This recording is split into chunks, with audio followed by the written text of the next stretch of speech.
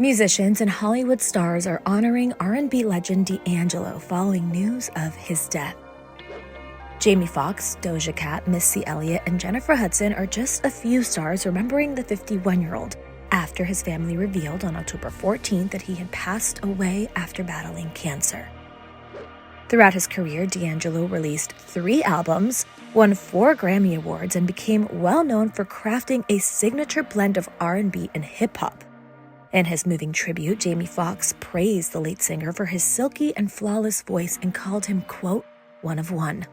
Doja Cat echoed Jamie's sentiments, writing on X that D'Angelo was, quote, a true voice of soul and inspiration to many brilliant artists of our generation and generations to come.